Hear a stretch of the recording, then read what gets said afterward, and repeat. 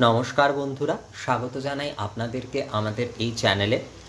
আজ যে বিষয়টি নিয়ে আমি আলোচনা করতে চলেছি বা যে বিষয়টি সম্পর্কে আজ আপনাদের বলবো, অনেকেই হয়তো এই বিষয়টি সম্পর্কে অপরিচিত। তার কারণ হচ্ছে আমাদের বঙ্গদেশে যে পদ্ধতিতে পুজো হয়ে থাকে, প্রধানত সেখানে এই পদ্ধতিটি সেভাবে অনুসরণ করা হয় না।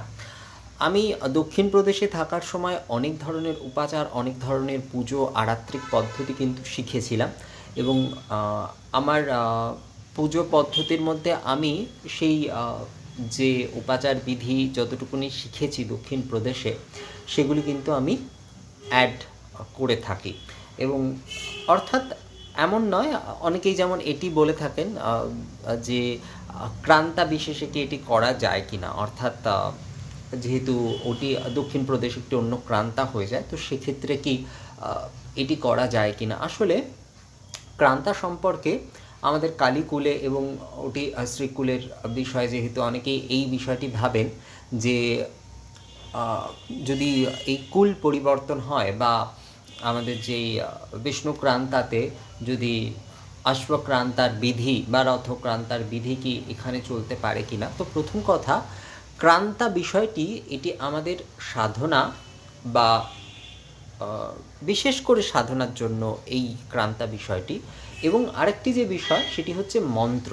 সাধনার থেকেই মন্ত্র বিষয়টি আসে, অর্থাৎ গুরু সাধন পথে গিয়েই তার শিষ্যকে মন্ত্র দিয়ে থাকেন, গৃহী হোক বা বৈরাগী বা সন্ন্যাসী শিষ্য যেই হোক না কেন, তাদেরকে সেই মন্ত্র দিয়ে থাকেন। তো ক্রান্তার বিষয় মূলত মন্ত্রর ক্ষেত্রেই কিন্তু হয়ে থাকে। অর্থাৎ আমি কালীকুলে পুজো যে উপাচারই করি না কেন, আমাকে কিন্তু মন্ত্র ব্যবহার করতে হবে এই বিষ্ণুক্রান্তা অনুসারেই। তো মন্ত্রের কিন্তু বিষয়টি থাকে।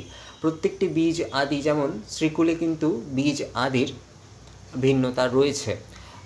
বীজ তো সবই এক, কিন্তু সেখানে কিন্তু বীজ অন্য রকম, অর্থাৎ অক্ষর হিসাবে বীজের ব্যাপার কিন্তু সেখানে বদলে যায়। কিন্তু দেখা যাবে বীজের তো অর্থ সর্বক্ষেত্রেই এক, কিন্তু একাক্ষরী, দশাক্ষরী, দ্বাদশাক্ষরী নানান রকমভাবেই বীজের বিষয় কিন্তু বদলে যায়। আমাদের কালীকুলে কিন্তু উপাচার বিধিতে সেইভাবে আমি যতটুকুনি শাস্ত্র বুঝেছি বা যতটুকুনি দেখেছি, তাতে যতটুকুনি বুঝেছি যে আমাদের এখানে উপাচার বিধি যদি অধিক করি আমরা, তাতে কিন্তু কোনো সমস্যা নেই। অর্থাৎ ষোড়টি উপাচার বলা হয়েছে এবং তার মধ্যে আমি যদি শ্রীকুলের একটি উপাচার ধরি, তাতে কিন্তু কোনো সমস্যা নেই। কিন্তু তার নিবেদন বিধি আদি যা হবে, সেটি কিন্তু হবে কালীকুলের মন্ত্র অনুসারী, অর্থাৎ মূল মন্ত্র যেটি, সেটি কিন্তু কখনোই পরিবর্তিত হবে না। তো এটি কিন্তু মূল বিষয়।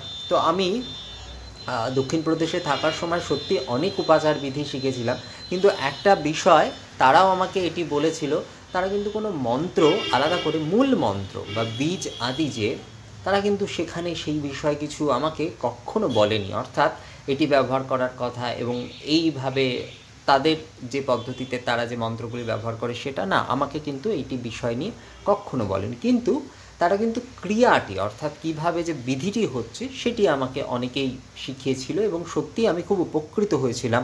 কারণ খুব গভীরে গিয়ে এই বিষয়গুলি শেখার ফলে আজ হয়তো আমি, অনেকেই যখন প্রশ্ন করে বা আমি এই যে ভিডিও বানাচ্ছি, তো এগুলো কিন্তু সেই বিদ্যার থেকেই কিন্তু বলতে পারি। আরতি সম্পর্কে তো আমি সত্যি বলতে দক্ষিণ প্রদেশের কাছে প্রচণ্ড ঋণী। তার কারণ হচ্ছে বহু কিছু আমি আরাধনায় আদি আরাত্রিকের এত এত বিধি আমি দক্ষিণ প্রদেশ থেকে শিখেছি, সত্যিই প্রচুর ঋণী আমি। আর এই উপাচার, এই বিধিগুলো আমি কিন্তু আগে জানলেও এগুলি যখন ওখানে গিয়ে দেখি, তখন কিন্তু এগুলোর উপর আগ্রহ অনেকটা বেড়ে যায়। তো যাই হোক, মূল বিষয়ের আগে অনেকগুলি কথা বলতে হলো। আসলে এটাই হয়, কিছু কিছু বিষয় নিয়ে যখন বলতে হয়, তখন বেশ কিছু কথা তার আগে বলে ফেলতেই হয়। তো আজ যে বিষয়টি, সেটি হচ্ছে অনুবাসন, অর্থাৎ ধূপ অনুবাসন। এই ধূপ অনুবাসন কি, আমরা যদি আমাদের শব্দকোষ অর্থাৎ আমাদের বাংলা অভিধান খুলি, তাহলে দেখতে পাবো যে ধূপন করাকে অনুবাসন বলা হয়েছে। অর্থাৎ সুগন্ধ কাষ্ঠ আদি, সুগন্ধ যে এই যে ধূপ সামগ্রী আদি, সেটি প্রজ্বলন করে এই যে দেবতাকে ধূপিত করা, দেবতাকে আনন্দ, তার আনন্দ প্রদানের জন্য যে ধূপন করা, এটি কিন্তু আসলে অনুবাসন। এটি যখন উপাচার বিধির মধ্যে দিয়ে পালন করা হচ্ছে, সেটিকে কিন্তু বলা হয় অনুবাসেন ধূপেন। অনুবাসেন ধূপেন বলে এইভাবে কিন্তু নিবেদন করা হয় উপাচার বিধির মধ্যে। যখন অনুবাসেন ধূপা যখন নিবেদন করা হচ্ছে উপাচার বিধিতে, অর্থাৎ সুগন্ধি ধূপন দ্বারা যখন কিনা উপাচার বা পূজন করা হচ্ছে, তখন কিন্তু সেটি অনুবাসেন ধূপা উপাচার বিধির মধ্যে। এই অনুবাসন ধূপই আবার যখন সেবা হিসাবে করা হচ্ছে, যেমন আমরা অনেকেই হয়তো দেখে থাকবো যে বহু মন্দিরে, এটা আমরা অনেকেই হয়তো দেখেছি, এটার মূল বিষয় সম্পর্কে হয়তো আমরা জানি না, এটিও ধূপ সেবার অনুবাসনও একটি অঙ্গ। এটিকে ধূপ বিলাসও বলা হয়। যে সন্ধ্যা আরতি আদির আগে আমরা যদি যাই, দেখতে পাবো যে মন্দিরে বা বেশ কিছু যে কালীবাড়ি রয়েছে বা দুর্গাবাড়ি রয়েছে, সেখানে বিগ্রহের সামনে কিন্তু ধূপ প্রজ্বলন করে রাখা হয়। সেটা কিন্তু আরতির জন্য নয়, ধূপটা প্রজ্বলন করে রাখা রয়েছে। আরতি শুরুর পূর্বে কিন্তু সেই ধূপ প্রজ্বলন করে রাখা রয়েছে। এটি কিন্তু আসলে ধূপ বিলাস, অর্থাৎ দেবতাদের ওই সুগন্ধির মাধ্যমে আনন্দ প্রদান করা হচ্ছে। এটিই কিন্তু শাস্ত্রীয় নাম অনুসারে এটি ধূপ অনুবাসন এবং ধূপ বিলাসও এটিকে বলা হয়। বৈষ্ণব শাস্ত্রে এই শৃঙ্গার আদির পরে কিন্তু এই বিলাস, নানান রকম বিলাসের কথা বলা হয়েছে এবং সেখানে কিন্তু বিলাস অর্থাৎ আনন্দ প্রদান, দেবতাকে আনন্দ প্রদান, শ্রী বিগ্রহকে আনন্দ প্রদান করার বিষয় বলা হয়েছে। তো এই ধূপ অনুবাসনও কিন্তু তার মধ্যে একটি, অর্থাৎ ধূপ বিলাস এটিও কিন্তু তার মধ্যে একটি। পুষ্প আদি দ্বারা সুন্দর করে সুসজ্জিত করে এবং তারপরে কিন্তু সুগন্ধি আদি দ্বারা, চন্দন, ধুনা, গুগ্গুল আদি এগুলি দ্বারা কিন্তু দেবতাদেরকে আনন্দবর্ধন করা, অর্থাৎ সুগন্ধ দ্বারা আনন্দবর্ধন করা, এটি কিন্তু ধূপ বিলাস বা ধূপ অনুবাসন। তো ধূপ অনুবাসন কিন্তু আমরা এই যে যখন আমরা দেবতাদের শৃঙ্গার করছি, তারপরে এই যে ধূপ পাত্র দ্বারা, বৃন্দাবনেও এটি আমরা দেখতে পাবো, বৃন্দাবনেও এই পদ্ধতি রয়েছে এবং বৃন্দাবনে বহু জায়গায় রয়েছে এটি, বারাণসীতে বহু জায়গায় রয়েছে এটি। আমাদের বঙ্গপ্রদেশেও এই যে আমরা সন্ধ্যার সময় যে ধুনো প্রজ্বলন করি আরাত্রিকের পূর্বে, তো ওটিও কিন্তু বলা চলে, আমি আরতি ধূপের কথা বলছি না, অর্থাৎ যে ধুনুচি নিয়ে আরতি করা হচ্ছে এটি কিন্তু নয়, এখানে কিন্তু ধুনুচি আরতির বিষয় নয়।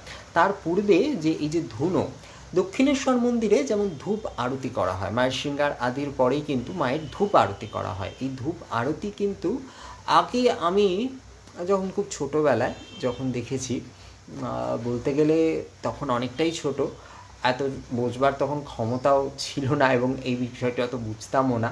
খুবই আবছা মনে রয়েছে বিষয়টি, যে মায়ের সামনে কিন্তু একটি ধুনুচি প্রজ্বলিত থাকতো এবং সকালবেলায় যখন পুজো দিতে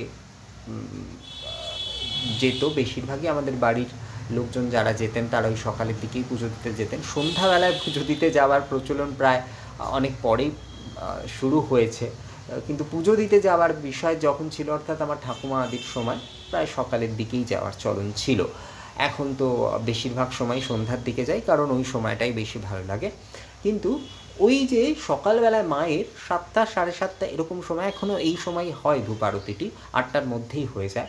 মাকে স্নান আদি করানোর পর নববস্ত্র পরিয়ে, বেনারসি পরিয়ে এবং পুষ্প আদি দ্বারা সুসজ্জিত করিয়ে মায়ের সামনে একটি ধূপপাত্র প্রজ্বলন করে রাখা হতো এবং একটি ছোট ধুনুচি দিয়ে আরতি হতো। তো এখন আমি দেখেছি কিন্তু ধূপ কাঠি আদি দিয়ে আরতি করে, কিন্তু তখন কিন্তু ধুনুচি দিয়েই এই ধূপ আরতিটি হতো এবং সেটি দিয়ে, ওই ছোটো ধূপ পাত্রটি দিয়ে মায়ের আরাত্রি করা হচ্ছে। তো এই যে ধূপ পাত্রটি মায়ের সামনে প্রজ্বলিত রয়েছে, ওটি কিন্তু আসলে ধূপ বিলাস, অর্থাৎ ওই ধূপ সুগন্ধের মাধ্যমেই কিন্তু মহামায়াকে আনন্দ প্রদান, অর্থাৎ ধূপ বিলাস প্রদান করা হচ্ছে, অর্থাৎ সুগন্ধি আদি দ্রব্য দ্বারা ধূপিত করা হচ্ছে, ধূপের মাধ্যমে আনন্দ বর্ধন করা হচ্ছে।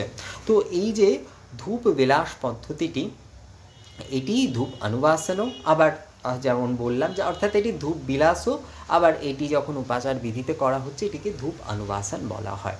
তো আমরা উপাচার বিধির মধ্যে আমরা যেরকম গন্ধা পুষ্প ধূপ দীপ নৈবেদ্য আমরা দিচ্ছি, ষোড়শোপাচারে যেরকম পাদ্য থেকে শুরু হয়ে একদম নৈবেদ্য এসে শেষ হচ্ছে, এবং তারপরে যেরকম আমরা তাম্বুল আদি এই সমস্ত দিচ্ছি, পুষ্পমাল্য দেওয়ারও প্রচলন রয়েছে। আমাদের উপাচার বিধির আসলে বিভিন্নতা রয়েছে এবং পরম্পরার সঙ্গেও সেটি অনেক অন্যরকম হয়ে যায়। অনেকে যেমন বলেন যে শাস্ত্রীয়ভাবে যে বিষয়টি রয়েছে কেবলমাত্র সেইটুকুই কি পালনীয়, নাকি পারিবারিক পরম্পরা তার সঙ্গে যদি জুড়ে যায় সেটি কি পালন করা সঠিক কিনা। আসলে শাস্ত্রীয় বিষয় এখানে কিছু উল্লঙ্ঘন করা হচ্ছে না, কারণ আমরা যদি আমাদের শাস্ত্র দেখি সেখানে পরম্পরাকেও যথেষ্ট বলা হয়েছে যে দেশাচার, লোকাচার, পারিবারিক আচার, দেবী ভাগবতে এটি খুব সুন্দর বলা হয়েছে, এবং বেদাচার, এই সবগুলোকেই কিন্তু গুরুত্ব দিতে বলা হয়েছে। গ্রামাচারও বোধহয় তার মধ্যে একটি রয়েছে, গ্রামের আচার যে আদি। তো এই বিষয়টি রয়েছে, শাস্ত্র যেন সেখানে উল্লঙ্ঘিত না হয়, আমাদের শুধু এইটুকু দেখতে হবে, এই বিষয়টি আমাদের খেয়াল রাখতে হবে সবসময়। অর্থাৎ আমি যদি 16টি, যেমন 16টি উপাচার আমরা বলি, কিন্তু 16টি তো সবসময় হয় না, হয়তো সেটি 18টি 19টি এরকমভাবে, অর্থাৎ তার মধ্যে অধিক উপাচার কিছু হয়ে যায়। একটির ক্ষেত্রে হয়তো যেমন পুষ্পের ক্ষেত্রে 3 রকমের পুষ্প প্রদান আদি করা হচ্ছে, তো সেই বিষয়ে কিছু সমস্যা নেই। তো এটিও, এই যে ধূপ অনুবাসন যে বিষয়টি, এটিও কিন্তু কোনো রকম অর্থাৎ আমরা যদি বঙ্গদেশেই, আমরা অনেকেই, আমাকে একজন জিজ্ঞেস করছিলেন এক ভাই যে দাদা ধূপ অনুবাসন আদি কি সত্যি করা যেতে পারে, মায়ের যখন আমরা পুজো করছি তখন কি এটি করা যেতে পারে কি না। হ্যাঁ, নিশ্চয়ই, দুর্গা পুজো, জগদ্ধাত্রী পুজো, যে কোনো পুজোতেই, লক্ষ্মী পুজো, যে কোনো পুজোতেই আমরা বিশেষ দিনে এই ধূপ অনুবাসন কিন্তু উপাচার বিধির মধ্যে প্রদান করতেই পারি, কোনো রকমের, তাতে কোনো রকমের সমস্যা নেই। অনুবাসেন ধূপে না বলে এই অনুবাসন ধূপ দিয়েই কিন্তু তারপরে প্রণিপাত করা। এটি তন্ত্রের, যদি আমরা লক্ষ্মীতন্ত্র দেখি, লক্ষ্মীতন্ত্রে এই বিষয়টি খুব সুন্দর রয়েছে, অর্থাৎ এই যে অনুবাসনের বিষয়টি, এটি খুব সুন্দরভাবে রয়েছে। তো এই অনুবাসন ধূপ দ্বারাই কিন্তু আমরা উপাচারের মধ্যেই অনুবাসন ধূপ নিবেদন করতে পারি। এবং এই যে আরাত্রিকের পূর্বে যেরকমভাবে এই যে ধূপ আদি প্রজ্বলন করে দেবতাদের আনন্দ বর্ধন করা, ধূপ আদি প্রদান করে, এটিও কিন্তু আমরা করতে পারি। অর্থাৎ এটি ধূপ বিলাস হয়ে গেল। যখন মন্ত্র মাধ্যমে যেটা করা হচ্ছে না ধূপ অনুবাসন, তখন সেটিকে ধূপ বিলাস বলা হচ্ছে, কিন্তু যখন উপাচার বিধির মধ্যে করা হচ্ছে তখন সেটিকে অনুবাসেন ধূপেন, অর্থাৎ ধূপ অনুবাসন বলা হচ্ছে।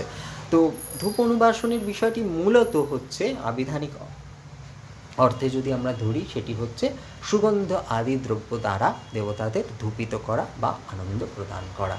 তো আশা করি অনুবাসন বিষয়টি আপনাদের সকলেরই বুঝতে কোনো অসুবিধা হয়নি। এই বিষয়ে যদি আপনাদের কোনো রকমের কোনো প্রশ্ন আদি থাকে বা আপনারা এই বিষয় নিয়ে কিছু জানাতে চান, আপনারা আমাকে কমেন্ট করে বা মেল করে জানাতে পারেন।